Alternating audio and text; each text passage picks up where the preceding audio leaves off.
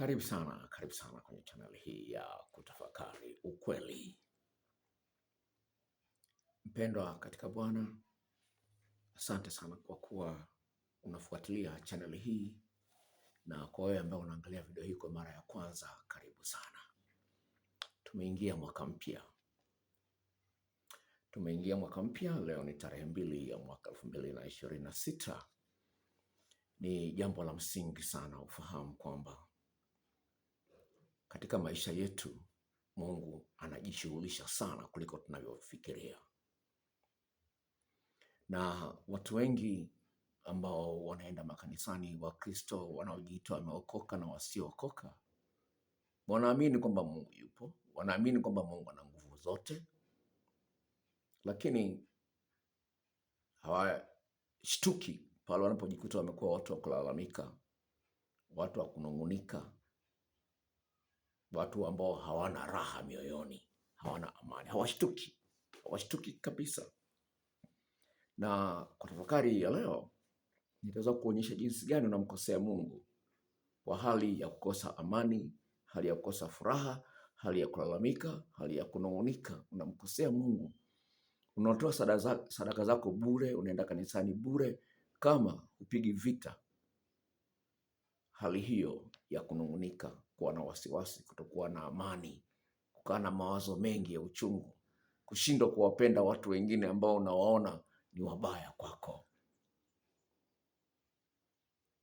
Hakuna mtu mwenye nguvu za kukuumiza wewe kama kweli wewe ni mwana wa Mungu. Hakuna jambo la kukuumiza wewe kama wewe ni mwana wa Mungu. Shida ni kwamba imani yako bado haijakaa sawa na hujashtuka. Na leo nimekuja nikushtue. Mada nilionayo nasema kwamba acha kujiliza. Acha kujiliza. Hiyo ndio mada nilionayo siku hii ya leo. Bwana Yesu hakutuficha. Alisema, ulimwenguni mnayo dhiki, lakini jipeni moyo, kwa maana mimi nimeushinda ulimwengu. Bwana Yesu amezungumza kwenye Injili ya Yohana sura ya 15 mstari wa 5.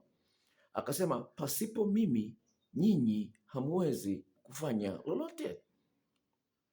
Kwa hiyo pasipo Yesu huwezi kuwa na furaha, huwezi kuwa na amani, huwezi kuacha kulalamika, huwezi kuacha kuwa na wasiwasi, huwezi kuwa na uoga, huwezi kuacha kuona wivu, huwezi kuacha kutamani wanawake au wanaume wa watu, huwezi. Hata kucheka pia huwezi. Sasa amesema pasipo mimi hamwezi kufanya jambo lolote lile. Sasa shida tulionayo wengi wetu ni kwamba imani yetu haijakomaa kiasi ambacho tunaweza tukafurahi katika magumu. Tunaweza tukawa na tumaini katika magumu kwamba hili gumu litaondoka tu. Kwa hiyo tukaendelea kumtukuza Bwana katika magumu hayo. Narudia tena, hujashtuka. Unapojikuta unamlaumu mume wako, unalaumu serikali, unalaumu watu, wamefanya mabaya. Katika hali ya kibinadamu inaonekana ni sawa kabisa kulalamika. Huyu mtu kweli amembaka mtoto wa miaka 5. Mbaya sana, ni haki kabisa kulalamika. Amebaka mtoto wa miaka 5, amebaka. Hivi watu wakoje? Ulikuwa wapi wewe kuomba? Mungu anataka wewe unaomba kuzuia maovu yasitokee hapa duniani. Wewe ni mwakilishi wa Mungu hapa duniani. Utaanza kulalamika watu waliokufanyia mabaya mengi, kwamba matatizo ulionayo sasa hivi kwa sababu watu walifanyia hivi, walifanya ndugu zako walifanya hivi, sijui wazazi wangu walifanya hivi, sijui mamangu sijui alifanya hivi, sijui babangu alifanya hivi, sijui mjomba wangu alifanya hivi. Utaendelea kulalamika kwa sababu huna tumaini. Na huna tumaini kwa sababu gani? Huna tumaini kwa sababu gani? Ni kwa sababu hujaliweka neno la Mungu moyoni mwako likakaa sawa sawa. Tuende kwenye Zaburi ya 119. Zaburi ya 119. Zaburi ya 119. Mstari ule wa 165. Zaburi ya 119 mstari ule wa 165 kuna maneno yafuatayo: wana amani nyingi waipendao sheria yako, wala hawana la kuwakwaza. Sawa? Wana amani nyingi waipendao sheria yako, wala hawana la kuwakwaza. Yaani hakuna, hata litokee nini, hakuna la kuwakwaza, hakuna. Tumwangalie Yesu aliishije katika kanuni hii ya Zaburi 119:165. Sawa, yeye ndio anaitwa neno. Yeye anaitwa neno. Mkristo uruhusi kusema hela hazitoshi. Uruhusi kusema hela hazitoshi. Uruhusi kusema. Sikiliza. Sasa bwana daktari, hapo unatuletea maneno gani? Na wasikiliza. Uruhusi kusema hela hazitoshi. Uruhusi kusema sina hela. Uruhusiwi. Unasema Yesu hajanipa bado. Kwa sababu wewe ni mzabibu, wewe ni tawi katika Yesu. Yesu asema Yesu hajanipa bado. Useme sina. Sema Yesu hajanipa bado. Mdomo wako unakuponza bila kujua. Unampa nafasi shetani. Sema Yesu hajanipa bado. Kwa sababu yeye ndio amesema kwamba pasipo mimi huwezi kuwa hata na hiyo shilingi 100, huwezi. Kwa hiyo sema Yesu, useme sina. Ile neno sina lifute kuanzia leo. Sawa? Sasa sikiliza. Mwangalie Yesu. Kuna watu 5,000 pale wana njaa, kuna mikate miwili sijui na samaki, kuna mikate 5 sijui na samaki 2. Yesu anawaambia wanafunzi wake, wapeni chakula hao watu wana njaa. Majibu wenu kwa hapa chakula hao watu, wapeni chakula. Wanafunzi wake wanasema tutapata wapi chakula watu wao 5,000? Tuna mikate 5, tuna samaki 2. Tutapata wapi? Akashangaa kweli, akawaacha. Akasema hebu leteni hiyo mikate miwili, mikate 5 na samaki 2. Akamshukuru, asante Baba Mungu.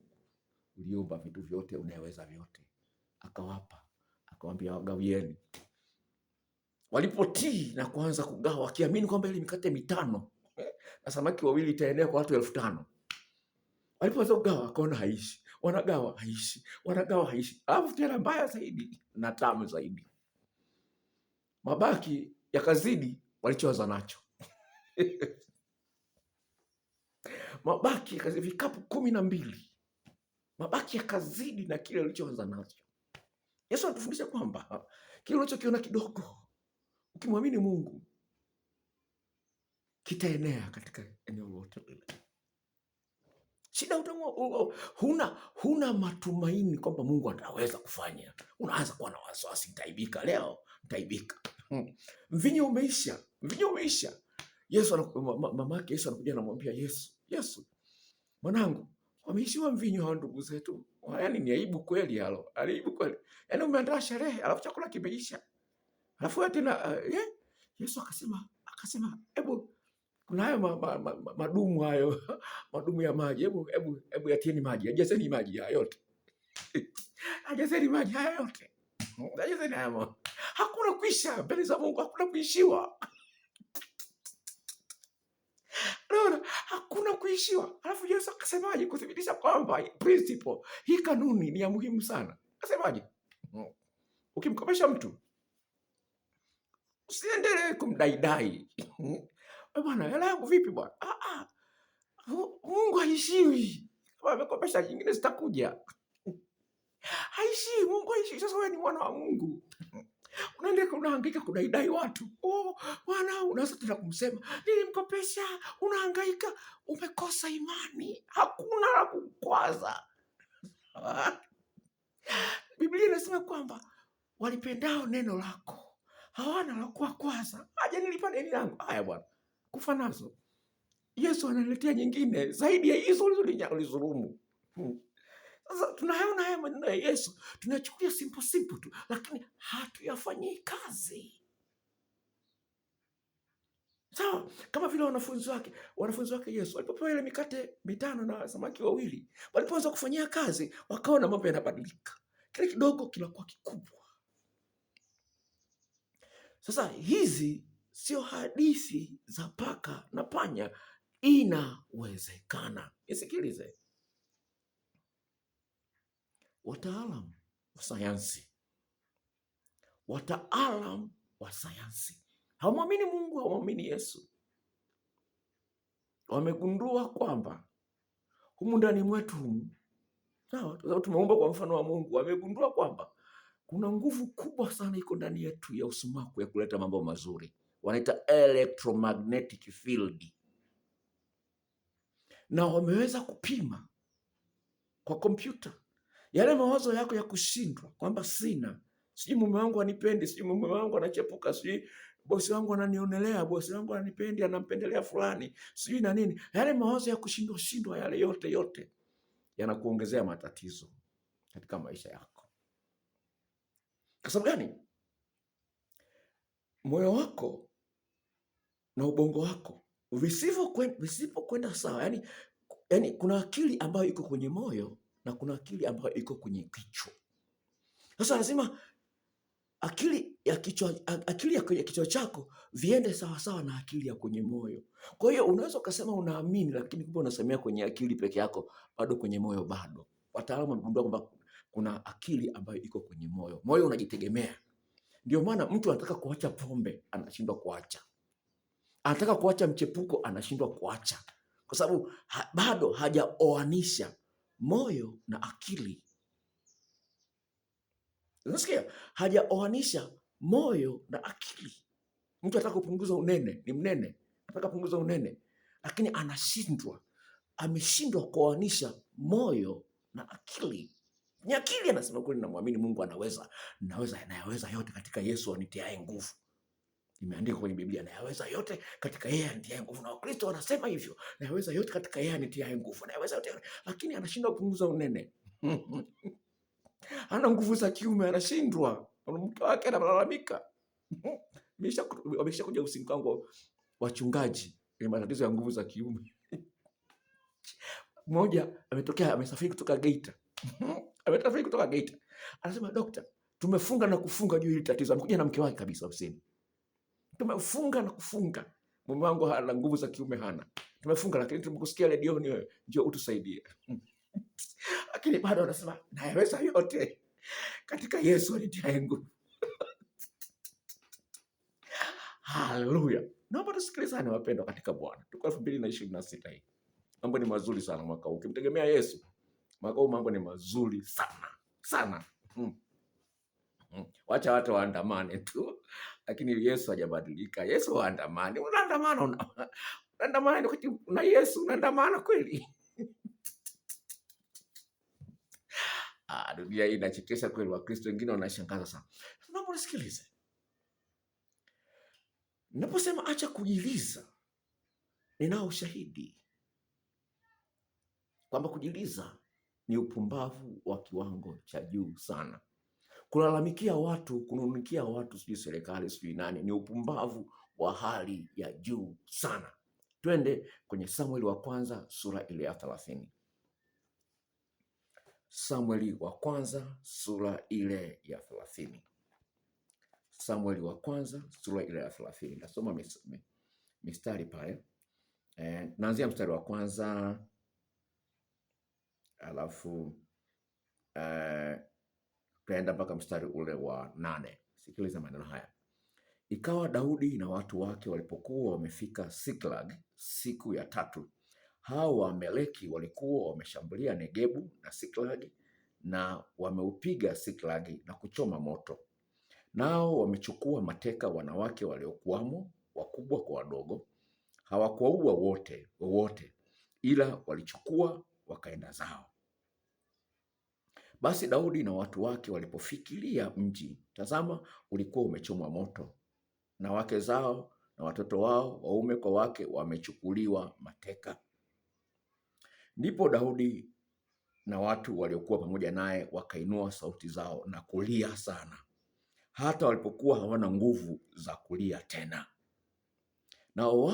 Na hao wake wawili wa Daudi walikuwa wamechukuliwa mateka, Ahinoamu na Yezreeli na Abigaili aliyekuwa mke wa Nabali wa Kameli. Naye Daudi akafadhaika sana, kwa sababu watu walikuwa wakisema kwamba apigwe kwa mawe afe. Kwa maana nafsi za hao watu wote walisononeka, kila mtu kwa ajili ya wanawe na binti zake, lakini Daudi alijitia nguvu katika Bwana Mungu wake. Kisha Daudi akamwambia Abiathari kuhani, mwana wa Ahimeleki, tafadhali niletee hapa hiyo naivera. Naye Abiathari akamletea Daudi naivera huko. Daudi akauliza kwa Bwana akasema, je, nikiwafuata jeshi hili nitawapata? Naye Bwana akamjibu, fuata, kwa kuwa hakika utawapata, nawe hukosi, utawapokonya wote na vyote walivyochukua. Jina la Bwana libarikiwe. Hawa watu wanajeshi wakaanza kumlaumu Daudi kiongozi wao, wakaandamana, wakasema tukampige mawe afe. Wake zetu, watoto wetu na mali zetu zote zimechukuliwa, tukampige mawe Daudi afe. Daudi hakuangalia ukubwa wa tatizo, hakuangalia ukubwa wa tatizo, akamwangalia Mungu wake aliyemsaidia kumuua Goliati, aliyesaidia kumuua na dubu. Akamwangalia Mungu wake akasema, Mungu wangu hajabadilika, ameruhusu hili hapa, sijui kwa nini, lakini najua Mungu ananipenda. Kama ameruhusu hili, ana sababu zake, sizielewi sababu zake, na ameruhusu hili jambo, sizielewi sababu zake, lakini najua Mungu ananipenda. Ngoja nimuulize, ngoja nikamuulize hivi, sawa, Mungu umeruhusu hii hali, lakini mimi natamani hawa watu nikawanyang'anye zile mali na watu wangu waliochukua. Natamani hawa, je, niende nisiende? Sababu naweza nikaenda kwa nakukosea, labda ni mpango wako tu, basi ndio hali ndio hiyo hivi. Kama vile Ayubu, watoto wake wote wakafa, mali zake zote zikaenda. Sawa, lakini akaja akarudishiwa mara mbili. Sawa. Sasa Daudi, kwa sababu neno la Mungu liko ndani yake, anajua kwamba Ayubu yalimkuta haya. Anajua haya yalimkuta Ayubu.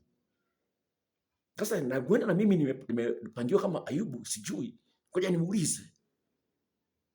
Ndio maana Biblia inazungumza kwenye Mithali 3, usitegemee akili zako. Sasa kama huna tabia ya kusoma neno la Mungu na kulitafakari neno la Mungu, utakurupuka. Sasa utakurupuka, na ukikurupuka utakosea, na ukikosea unakuwa kama Samson, wanakutoboa macho. Wanakutoboa macho. Kweli ni mtu wa Mungu, kweli unamtegemea Mungu, lakini hakuna kukurupuka kwa Mungu. Sasa utaalamu wa sayansi wanasema hivi, unapokuwa unaendelea kuliwaza lile tatizo, tayari umefunganishwa na lile tatizo. Yaani kama vile umefungiwa mnyororo, lile tatizo na wewe umefungamana. Wewe alikuachia, umefungiwa mnyororo. Unasema unakuwa connected na lile tatizo. Kwa hiyo unaendelea kuliwaza lile tatizo, unakuwa umefungwa, umekuwa connected kwenye lile tatizo. Utaliondoa, unafikiria umeliondoa, kumbe linakuja lingine kubwa zaidi. Sasa utaalamu, naomba unisikilize. Naomba nisikilize hapa. Naongea sayansi hapa, nafunda niunganishe neno la Mungu. Mtaalamu huyo ambaye anaongoza, kuna kitu anakiita human divinity.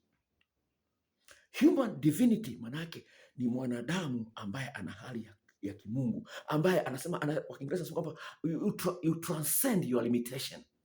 Yani unavuka mipaka, unavuka, yani unashinda kila shida inayokuja. Na ndio maana Yesu akasemaje? Akasema hivi, sawa na huyu mwanasayansi ambaye hamwamini Yesu, lakini anaamini kwamba inawezekana, na ameshaona katika maisha yake. Ametoka kwenye familia ya shida sana, sasa hivi ni millionaire.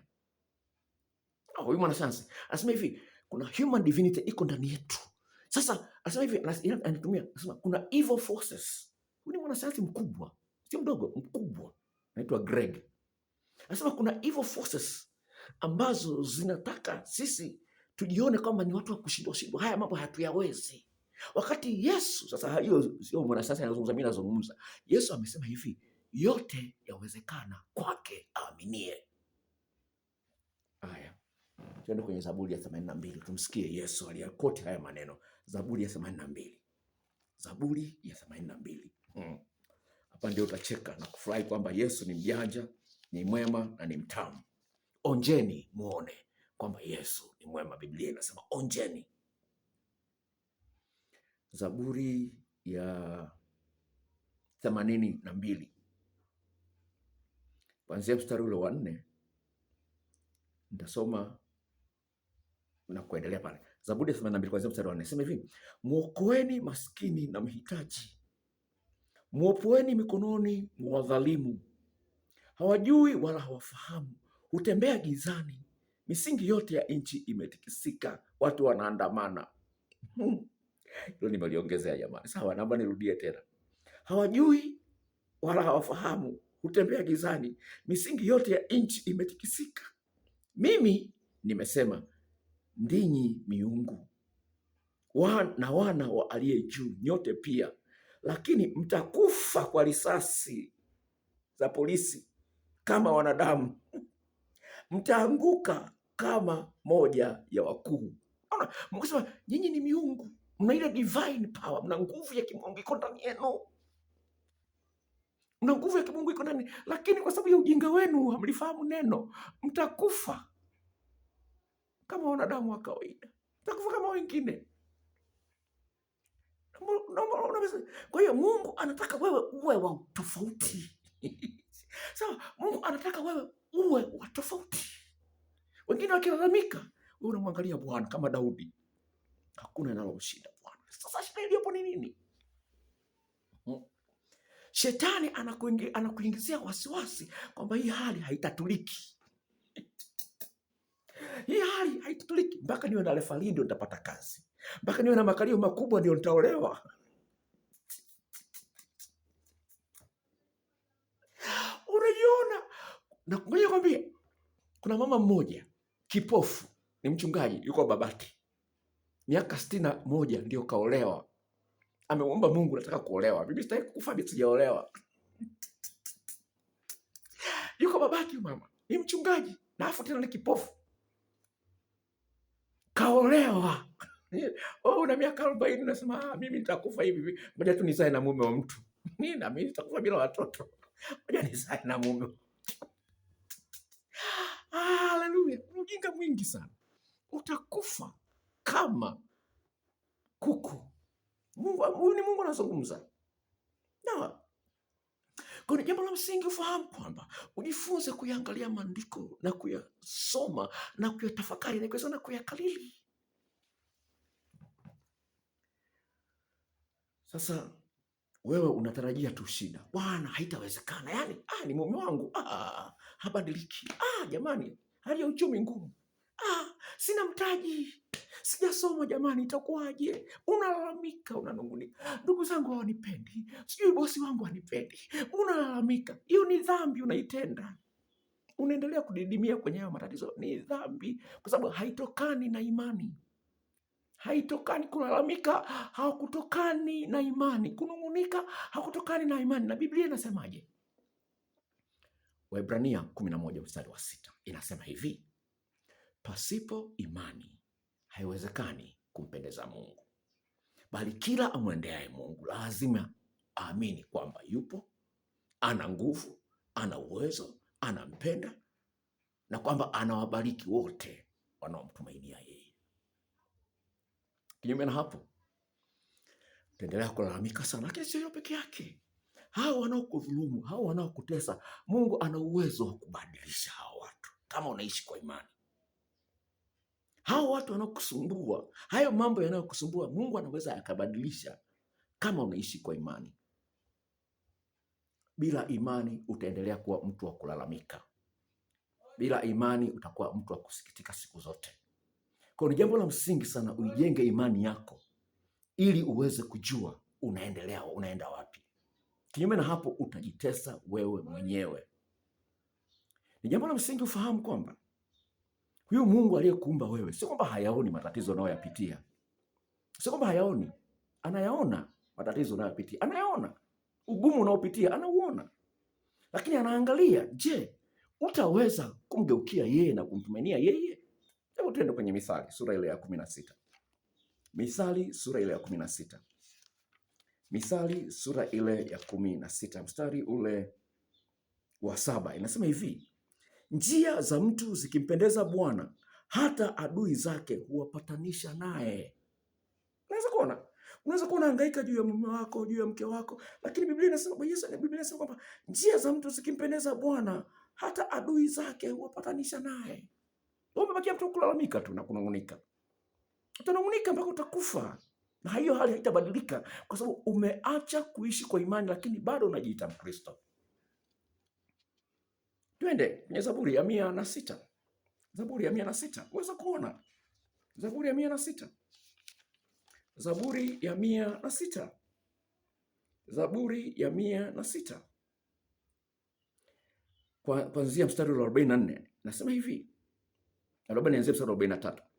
Mara nyingi aliwaponya, bali walikuwa wakimwasi kwa mashauri yao, wakadhilika katika uovu wao.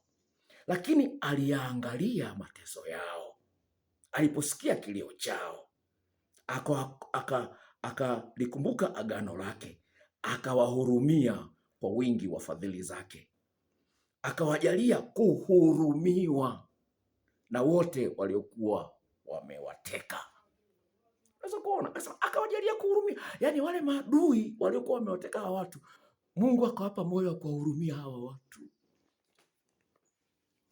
Mpendo katika Bwana, ni jambo la msingi ufahamu kwamba unapaswa uishi kwa imani kwamba Mungu anakupenda na anakuthamini kama mwanaye.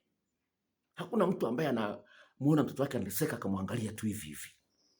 Kuna somo Mungu anakupitishia katika magumu unayopitia, lazima ulisome, ulielewe na ulifanyie kazi, ili huko mbele uweze kufanya mambo kwa utukufu wa Mungu. Mungu anakuona kwamba hujakamilika katika maeneo fulani, kwa hiyo anakuletea magumu ili kukushape, kukubadilisha mtazamo wako, ili uweze kumwangalia Mungu zaidi, kwa sababu kuna mtihani mwingine unakuja mkubwa kuliko huu. Wazungu wanaita resilience. Yani tatizo hili limekuja, lingine ambalo litakuja, unapambana nao na kulishinda. Inawezekana. Sasa Mungu anataka uangalie jinsi gani anakupenda, jinsi gani anakuthamini. Hebu tuende kwenye Isaya ile ya 49. Isaya 49 mstari ule wa 8, kuna maneno haya: Bwana asema hivi, wakati uliokubalika nimekujibu, na siku ya wokovu nimekusaidia, nami nitakuhifadhi, nitakuokoa, uwe agano la watu hawa, ili kuinua nchi hii na kuwarithisha urithi uliokuwa ukiwa. Unaona, Mungu asema hivi, wakati uliokubalika. Kwa hiyo kuna wakati, wazungu wasema trust divine timing. Sawa, unapitia kwenye hali ngumu, sio kwamba Mungu haioni. Ndio maana Biblia inasema kwamba mtwike Bwana fadhaa zako zenu zote. Mtwike Bwana fadhaa zenu zote, kwa maana yeye anajishughulisha sana na mambo yenu. Mtwike fadhaa zenu zote. Kwa hiyo hili jambo ambalo uliangalie, kuna timing ambayo Mungu ameiweka. Sawa, kuna timing, kuna divine timing. Yaani muda uliokubalika kwa Mungu. Ndio maana Biblia inatuambia kwamba Mungu anasema kwamba mawazo yangu sio mawazo yenu nyinyi, njia zenu sio njia zenu nyinyi. Sawa? Kwa hiyo lazima ukubali na kukaa chini ya miguu ya Bwana Yesu aliye Bwana wa mabwana, Alfa na Omega. Ukae chini ya miguu yake na kusema kwamba silielewi hili, lakini Mungu nakuangalia wewe. Silielewi, lakini Mungu nakuangalia wewe. Unamwambia Mungu, silielewi hili, lakini Mungu nakuangalia wewe. Twende. Hiyo Isaya 49 mstari wa 14 nasema hivi. Okay. Basi Sayuni alisema, Yehova ameniacha, Bwana amenisahau. Je, mwanamke aweza kumsahau mtoto wake anayenyonya matitini mwake, hata asimhurumie mwana wa tumbo lake? Naam, hao wanaweza kusahau, lakini mimi sitakusahau wewe na matatizo yako unayopitia. Mungu sitasahau. Shida imani yako, kwa maana pasipo imani huwezi kumpendeza Bwana. Unafanyaje kuijenga imani yako? Unafanya nini kuijenga imani yako? Unafanya nini kuijenga imani yako? Kwa hiyo ifunze kwanza kumtumainia Mungu katika mambo madogo. Kwa hiyo wakati wote unapokuwa na wasiwasi, hata kama ni mdogo, sijui umepoteza funguo, sijui umesahau simu, ule wasiwasi unapaswa uishinde. Ujue kwamba Mungu anajua kwamba hiyo simu unahitaji, sio kama imepotea. Kwa hiyo unapokuwa na wasiwasi, simu imepotea, sijui simu yako, utambua kwamba unamkosea Mungu. Ujui. Ndio mfano wako ile ulitokea juzi. Kuna mama mmoja tunasali naye. Mama mmoja tunasali naye. Unajua kwamba hata mali zako zinalindwa na Mungu. Mama mmoja tunasali naye. Tuko kanisani. Mtoto wake hana begi. Hana begi la shule. Nimeona anakuja ana begi, anakuja muone anafundisha watoto Jumamosi, watoto wa kanisani. Hana begi. Sasa mimi nilimuona akamwambia hivi, kesho nitakuwa kanisani saa 3, kwa Jumanne ya wiki iliyopita. Saa 3, njoo, unaiona ile begi nalo mgongoni, nitakupa. Hakuja kanisani, ila mama yake alikuja, na mama yake alinisikia nikimuita yule kijana wake. Sasa nimekwenda na begi lile, sawa, kanisani. Tumemaliza ibada, sawa, ilikuwa ni ibada ya maombi kuanzia saa 3 mpaka saa 11 jioni. Sasa ibada, sasa kwenye ile begi nina simu mbili kubwa. Nilikuwa nimeweka simu mbili. Mfuko wa nje. Sawa, weka mfuko wa nje. Naka simu mbili. Na hiyo nyingine ndio simu mpya kabisa. Sasa nikachukua simu moja, kumbe moja nimeiacha kwenye begi la nje. Sasa mama akachukua lile begi, anatembea nalo. Kafika kwenye lami, anataka kuvuka. Sawa, amekaribia kwenye lami, anataka kuvuka. Akasikia kitu kinaanguka. Hakujali. Akavuka barabara. Kumbe kuna wanawake kule nyuma wamemuona ile simu imeanguka. Amevuka barabara, anafika kule, kitu kimeanguka nini? Anageuka, anarudi. Anakwenda kuangalia ni simu, akaichukua. Anafika nyumbani, ananipigia simu. Ananiambia, bwana, kwenye begi uliacha nini? Tumeona simu. Nikamwambia ni ya kwangu. Hiyo nakupa mfano wa kwanza. Mfano wa pili wa simu hizo. Sawa, hizo simu. Kwa wale wanaofahamu Mwanza, kanisa la DVN. Kanisa la Ngani, nilikuwa nasali kanisa la DVN. Sawa. Nimeweka simu juu ya gari. Nilikuwa na simu 2 kama siku 3 kama simu 3. Nimeweka juu ya gari. Sawa, juu ya gari simu. Nilikuwa naongea na mtu, nikaweka simu juu ya gari. Nimemaliza kuongea na yule mtu, nimeingia ndani ya gari. Nimeendesha gari kutoka City Center mpaka Mkuyuni. Nafika Mkuyuni, naangalia simu pale kwenye gari pale sizioni. Nikashtuka. Nikainuka kwenda kuangalia kwenye juu ya dari ya gari. Kwenda kuangalia pale juu, simu zipo. Na kuna road bumps ziko barabarani. Hazikuanguka simu. Nimeendesha kutoka mjini kilomita karibia 6 kwenda Mkuyuni. Simu ziko juu, hazijaanguka. Inakwambia ni testimony kutoka kwangu mimi. Kwa hiyo jifunze kwa vitu vidogo, acha kupaniki.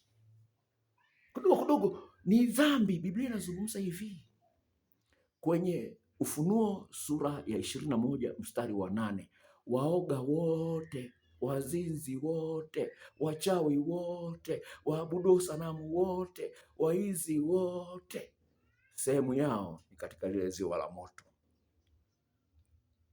liwakalo moto na kiberiti. Kwa hiyo uoga huo utakupeleka jehanamu. Kwa hiyo jifunze kupiga vita uoga. Unaweza ukajiona kwamba mimi sizini, sinywi pombe, lakini uoga unakuponza. Kwa hiyo ishi kwa imani, umuone Mungu katika maisha yako. Twende kwenye kitabu cha Mambo ya Nyakati wa Pili. Mambo ya Nyakati wa Pili. Mambo ya Nyakati wa Pili. Mambo ya Nyakati wa Pili. Mambo ya Nyakati wa Pili. Sura ile ya 16. Mambo ya Nyakati wa Pili, sura ile ya 16. Mambo ya Nyakati wa Pili, sura ile ya 16. Mambo ya Nyakati wa Pili, sura ile ya 16. Kuanzia mstari ule wa 7. Wakati ule Hanani mwonaji akamwendea Asa mfalme wa Yuda akamwambia, kwa kuwa ulimtegemea mfalme wa Shamu, wala hukumtegemea Bwana Mungu wako, kwa hiyo limeokoka jeshi la mfalme wa Shamu mkononi mwako. Je, hao Wakushi na Walubi hawakuwa jeshi kubwa mno, wenye magari na wapanda farasi wengi sana? Lakini kwa kuwa ulimtegemea Bwana Mungu wako, aliwatia mkononi mwako. Kwa maana macho ya Bwana hukimbia duniani mote, ili ajionyeshe mwenye nguvu kwa ajili ya hao waliokamilika moyo kuelekea kwake. Kwa kuwa umetenda upumbavu, tangu sasa utakuwa katika vita. Utakwenda vita ya wewe na mume wako itaendelea. Vita ya wewe na bosi wako itaendelea. Vita ya wewe na baba yako itaendelea. kwa sababu umefanya upumbavu wa kujitegemea wewe mwenyewe, kwa maana imeandikwa, amelaaniwa amtegemeaye mwanadamu. Twende kitabu hiki cha Mambo ya Nyakati wa Pili sura ya 25. Mambo ya Nyakati wa Pili sura ile ya 25 kuanzia mstari ule wa 5. Kuna maneno haya: tena Amazia akawakusanya Yuda, akawaweka sawasawa na nyumba za baba zao, chini ya maakida wa maelfu na maakida wa mamia, naam, Yuda pia na Benjamini, tangu wenye miaka 20 na zaidi. Akawahesabu, akaona kwamba ni watu wateule 300,000 wawezao kwenda vitani, waliozoea mkuki na ngao. Akaajiri pia watu mashujaa 100,000 wa Israeli kwa talanta 100 za fedha. Lakini mtu wa Mungu akamjia akasema, mfalme, usiwaache jeshi la Israeli waende pamoja na wewe, kwa kuwa Bwana hayupo pamoja na Israeli, yaani wana wote wa Efraim. Lakini ukitaka kwenda, haya, jitie nguvu upigane. Mungu atakuangusha mbele za adui, maana Mungu anazo nguvu za kusaidia na kuangusha. Unaweza kuona, unaona, wewe nenda, wewe unafuatana na hao watu, unafuata mkumbo. Sawa, unaogopa kumtii Mungu, unafuata mkumbo wa watu. No, wewe nenda tu, lakini tambua kwamba Bwana anazo nguvu za kuangusha na kuinua. Sawa, umepata milioni 20, umeenda kumenunua kiwanja, umeanza kujenga kwa kudhulumu au kwa uongo. Sawa, umekula ganji, pata milioni 20, umenunua kiwanja, umeanza kujenga. Hujawahi kuona nyumba nyingi tu watu wameacha imebakia pagala, miaka nenda rudi, nyumba iko vile vile, iko kwenye renta, haijaisha. Hujawahi kuona? Hujawahi kuona? Hela yote amejenga huko, hujaona kuona? Mtu amepata kinua mgongo milioni 200 zinaisha, hajafanya kitu cha maana. Hujawahi kuona? Unaweza kuona? Kuna mchungaji wakati kwenye maandamano ya 29 mwezi wa ile siku ya uchaguzi, mchungaji mke wake ni mwalimu, aliomba mkopo akanunua gari Kluga mpya. Siku ile ya maandamano akasema mimi niende shamba na Kluga. Wakamkuta wajanja, hana ulinzi. Choma Kluga mpya fya. Mungu anatulinda, lakini hatumpi heshima yake kikamilifu kwa kumwamini. Hatumpi heshima yake kwa kumtegemea. Kwa hiyo narudia tena, yale mambo madogo madogo unaona kwamba yanakutia hofu, yanakutia wasiwasi, anza kuyapiga vita, kwa sababu hayo yanainyonya imani yako isiwe na nguvu ya kuletea matokeo. Kwa sababu gani? Matarajio yako lazima yawe ya ushindi siku zote. Matarajio yako ni ya kufanikiwa siku zote, kwa sababu Mungu amezungumza, amesema hivi, nayajua mawazo nilionayo juu yenu, mawazo ya kuwaletea mema, sio shida. Asema mawazo ya Mungu ni kukuletea mema tu siku zote. Kwa hiyo basi, kutokana na hilo basi, tunaenda kwenye Mithali 10. Mithali 10, twende pale. Mithali 10. Twende kwenye Mithali 10. Uone jinsi gani unajiponza kwa kuwa na muoga. Mithali 10. Mstari wa 22 unasema hivi. Mstari wa 22 unasema hivi. Baraka ya Bwana hutajirisha, wala hachanganyi huzuni nayo. Unapokuwa mtu wa huzuni, tambua kwamba umemkosea Mungu. Kwa maana imeandikwa huzuni na kugua vitakimbia. Nitakusomea hilo neno. No, huzuni na kugua zitakimbia. Kwa hiyo ule wasiwasi mdogo ule. Sawa. Mume wangu anachepuka, sijui nini. Haya, sikia. Narudia tena mstari huo. Baraka ya Bwana hutajirisha, wala hachangani huzuni nazo. Sasa usianze kusema mbona mimi sijatajirika? Na wachungaji wanahubiri sana mstari hii na kula sadaka za watu na zaka za watu. Nasema Yesu alikuwa maskini ili sisi tuweze kuwa matajiri. Imeandikwa kweli kwenye Biblia. Kwa kitabu cha Wakorinto wa pili kama sikosei sura ya 8 au kama sio sura ya 9. Sema Yesu amekuwa maskini ili sisi kwa maskini wake tuweze kuwa matajiri. Ni kweli imeandikwa na ni kweli itatimia. Maneno ya Bwana lazima yatimie. Sawa. Shida ni kwamba huishi kwa imani, ndio maana hayatimii. Unasema nimefunga sana, nimetoa zaka sana, nimetoa michango mikubwa sana, lakini mambo hayajabadilika. Imani yako bado kwa kale kawoga kanazuia. Sasa basi, wanasayansi wameliona huo uoga wako unatengeneza usumaku wa kuzuia baraka za Mungu. Kuna watu ambao hawamjui Mungu, wanaita manifestation. Sawa, wasema hivi, ule woga mpaka ile DNA yako, ukiwa muoga au ukiwa una hasira, ukiwa una uchungu, ukiwa unalalamika, ile DNA inasababisha kwamba wewe inakunjamana. Lakini ukiwa na furaha inafungua mlango. Unaona? Ukiwa una furaha, ukiwa mtu wa kununa, ukiwa ile DNA inajikunja. Sasa ukiwa mtu wa furaha inafunguka. Sasa Mungu anazungumzaje kuhusu kufunguka? Twende kwenye Zaburi ya 81. Zaburi ya 81.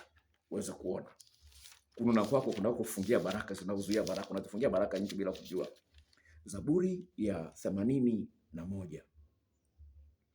Sura ile ya mstari ule wa 9 na wa 10. Sikiliza. Usiwe na Mungu mgeni ndani yako, yani ndani ya moyo wako. Unapokuwa na huzuni, ni Mungu mgeni.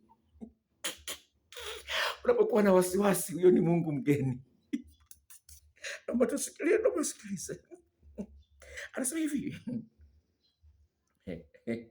Naomba nianzie mstari wa 8. Ndio pana utamu. Anasema hivi, enyi watu wangu mnaosema mnaniamini mimi, sikieni. Hiyo ni Zaburi ya 81. Naanza mstari wa 8. Umeona kitu kitamu pale. Sema hivi, enyi watu wangu sikieni, nami nitawaonya. Israeli, kama ukitaka kunisikiliza, usiwe na Mungu mgeni ndani yako, wala usimsujudie Mungu mwingine. Mimi ndimi Bwana Mungu wako, niliyekupandisha toka Misri. Fumbua sana kinywa chako, nami nitakijaza. Unaona? Anasema fungua. Biblia kinasema open your mouth wide. Fungua kinywa chako. Ndio nimezungumza, wataalamu wa sayansi ambao hawamjui Mungu wanasema ukiwa unanuna, huyo Mungu mgeni wa kununa, huyo Mungu mgeni wa kukasirika, huyo Mungu mgeni wa kulalamika, kunung'unika, unalalamikia serikali, huyo ni Mungu mgeni. Anasema hivi, usiwe naye, kimbie haraka sana. Anasema fungua kinywa chako. Fungua kinywa chako na mimi nitaujaza. Mungu anasema kwamba yani ni wewe mwenyewe tu ufungui. Ni wewe mwenyewe ufunguki. Anasema hivi, ni wewe tu, usilaumu, usilalamike. Ni wewe mwenyewe umejifungia baraka. Ni wewe mwenyewe. Haleluya. Anasema hivi, umejifungia wewe mwenyewe. Ni wewe mwenyewe. Fungua kinywa chako. Fungua kinywa chako. Na imerudiwa tena. Imerudiwa hii. Mungu anazungumza kwamba imerudiwa tena. Twende kwenye Isaya 54. Isaya 54. Unaweza kuona. Isaya 54. Imerudiwa hii. Isaya 54. Imerudiwa. Kwa msisitizo. Nasema hivi. Hebu sikiliza. Sikiliza. Jamani, sikiliza maneno ya Mungu. Yesu ni mtamu sana. Onjeni muone kwamba Yesu ni mwema. Sikiliza. Imba wewe uliyetasa. Wewe usiyezaa, paza sauti yako kwa kuimba. Piga kelele, shangilia, msifu Bwana. Wama Bwana ametukuka milele, ametukuka. Haleluya. Bwana, jina lako la milele, kumbukumbu la vizazi hata vizazi. Tuendelee na Isaya 54. Imba wewe uliyetasa, wewe usiyezaa, paza sauti yako kwa kuimba. Piga kelele, wewe usiyekuwa na utungu, maana watoto wake aliyeachwa ni wengi kuliko watoto wako yeye aliyeolewa, asema Bwana. Huyo ni Bwana amesema. Hata kama una kitu, una mtoto, wewe imani yako tu iimbe kwamba inakuja. Mtoto anakuja. Ndoa hujaolewa, inakuja. Kazi, una kazi, inakuja. Unaishi nyumba ya kupanga, nyumba inakuja. Imba. Nitakuonyesha mstari unakuambia hivyo, kwa nini unapaswa kufanya hivyo. Sema imba. Panua mahali pa hema yako. Unaona, sema panua. Anasema panua, panua, kwa maana mimi hakuna linalonishinda. Anasema panua, mstari wa pili, panua mahali pa hema yako na wayatandaze mapazia ya maskani yako. Haleluya! Panua, panua mawazo yako, panua wigo wako wa mawazo. Usiangalie kushindwa shindwa tu, usiangalie kushindwa shindwa, usiangalie magumu unayoyaona. Mwangalie Mungu aliye hai, aliumba mbingu na nchi. Hakuna linalomshinda. Haleluya! Sasa utakapokuwa umepanua sawa mdomo wako, neno la Mungu linaingia kwa wingi. Neno la Mungu linaingia kwa wingi. Umepanua mdomo wako, neno lako la Mungu linaingia kwa wingi. Unatafakari neno la Mungu. Tuende kwenye Yoshua sura ile ya kwanza. Yoshua sura ile ya kwanza. Panua mdomo wako, soma zaidi neno la Mungu. Acha kwenye TikTok, wewe kwenye mtandao masaa 24 kwenye mtandao, achana nayo hayo. Panua mdomo wako, ingiza neno la Mungu. Tuende kwenye kitabu cha Yoshua sura ile ya kwanza. Yoshua sura ile ya kwanza. Panua mdomo wako. Tumia muda mwingi sana kusoma neno la Mungu. Tumia muda mwingi kutafakari neno la Mungu. Tumia muda mwingi kumsifu Mungu. Yoshua sura ya kwanza kuanzia mstari ule wa 5. Sikiliza maneno haya mpaka wa 9. Hapata kuwa mtu yoyote, labda nianzie mstari wa ngapi? Nianzie mstari wa 5 patosha. Hapata kuwa na mtu yoyote atakayeweza kusimama mbele yako siku zote za maisha yako, awe ni mume wako, awe ni mke wako, awe ni bosi, awe ni rais, awe ni serikali. Tunarudia tena mstari wa 5. Hapata kuwa mtu yoyote atakayeweza kusimama mbele yako siku zote za maisha yako. Kama nilivyokuwa pamoja na Musa, nikaigawa bahari ya Shamu, nikaangusha ukuta wa Yeriko. Kama nilivyokuwa na Musa, nikatenda miujiza Misri. Wana wa Misri wakafa, lakini wana wa Israeli hawakufa. Kama nilivyokuwa na Musa, ng'ombe wa Misri wakafa, ng'ombe wana wa Israeli hawakufa. Kama nilivyokuwa na Israeli na wana wa Israeli, kama nilivyokuwa na Musa. Sikiliza, narudia tena mstari ule wa 5. Hapata kuwa na mtu yoyote atakayeweza kusimama mbele yako siku zote za maisha yako. Kama nilivyokuwa pamoja na Musa, ndivyo nitakavyokuwa pamoja na wewe. Sitakupungukia wala sitakuacha. Nilitoa maji kutoka katika mwamba. Unakumbuka ule walipokuwa jangwani, wakawa na kiu, wakaanza kumlalamikia Musa, wakanung'unika. Mungu akamwambia Musa, mwambie huo mwamba utoe maji. Maji yakatoka. Unakumbuka? Unaliamini hilo kwamba inawezekana jiwe litoe maji? Haya, tunaendelea. Uwe hodari tu, usiwe na wasiwasi. Haleluya, haleluya. Asema hivi, wasiwasi kama utaisha, utaolewa, ondoa. Wasiwasi kama utajenga nyumba, ondoa. Haleluya. Anasema hivi, uwe hodari na moyo wa ushujaa, maana ni wewe utakayewarithisha watu wa nchi hii niliyowapia baba zao kwamba nitawapa. Ni wewe ambao utakuwa wa kwanza kujenga nyumba ya ghorofa. Ni wewe utakayekuwa wa kwanza kuendesha gari kwenye ukoo wenu. Haleluya. Nakumbuka story. Kipindi hicho hali ilikuwa ngumu ya kimaisha. Mara nyingine hata hela ya sukari inakuwa shida kuipata. Nikamwambia kijana wangu wa kwanza, kuna siku nitapaki gari hapa.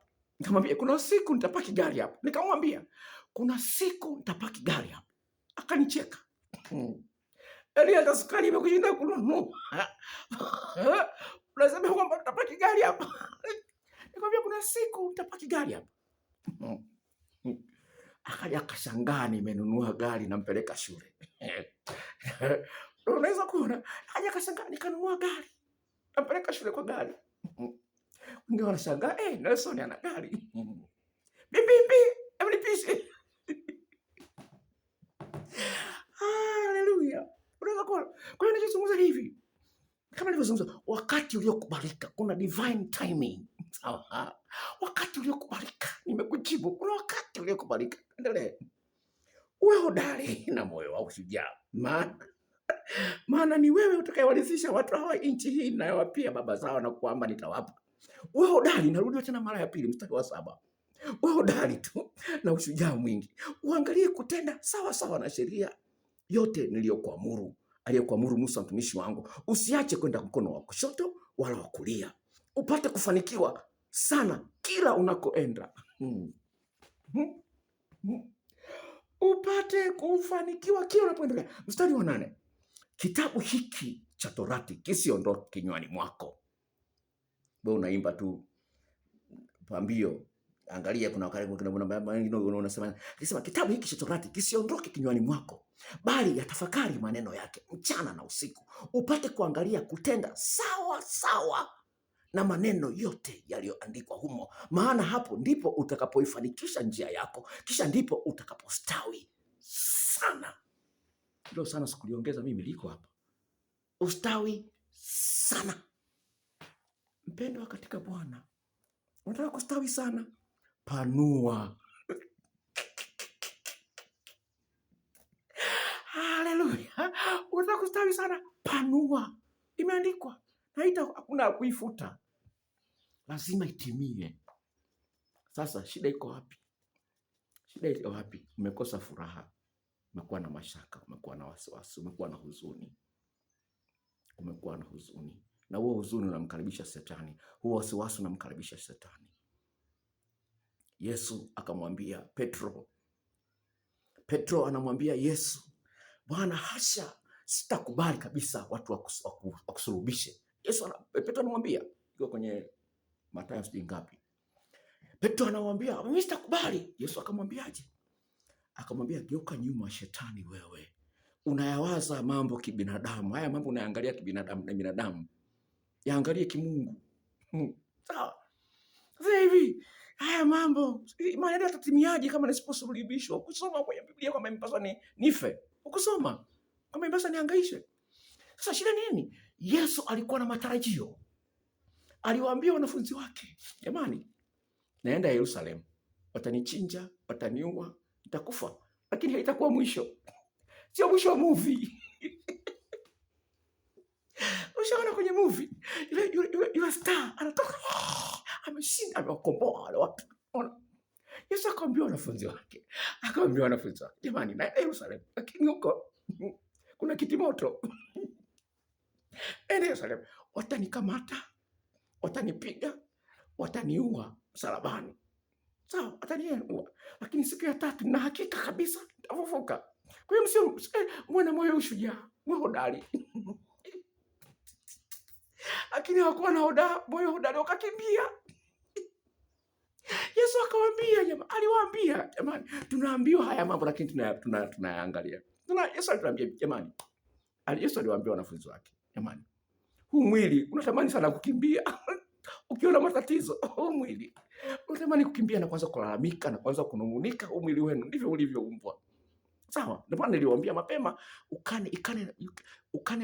jikane nafsi yako na kubeba msalaba unifuate. Aliwaambia, kesheni muombe, roho iradhi, lakini mwili ni dhaifu. Aliwaambia, lakini hawakumsikiliza. Yesu alikuwa na matumaini, anawaambia hivi. Wapendwa katika Bwana, neno la Bwana lina nguvu sana. Lishike hili neno, usiliache. 2026. Aliwaambia, ni kweli watanitukana. Ni kweli. Sasa wewe ukitukanwa, unaanza kulalamika, wananitukana, wananielewi, wananitukana, hawanipendi, wananidharau, wananisingizia, sijui nini. Hujasoma Biblia. Hujapanua. Kwa maana unalalamika. Hujapanua. Ngoja nikuonyeshe mimi ambaye nimepanua. Ngoja nikuonyeshe ile andiko. Twende kwa Timotheo wa pili. Timotheo wa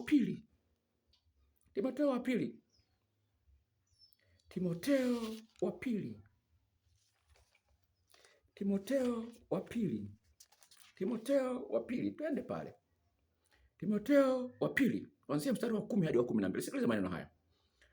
Bali wewe umeyafuata mafundisho yangu na mwenendo wangu na makusudi yangu na imani na uvumilivu na upendo na saburi, tena na adha zangu na mateso, maana yalionipata katika Antiokia, katika Ikonia na katika Listra, kila namna ya adha niliyostahimili, naye Bwana aliniokoa katika hayo yote.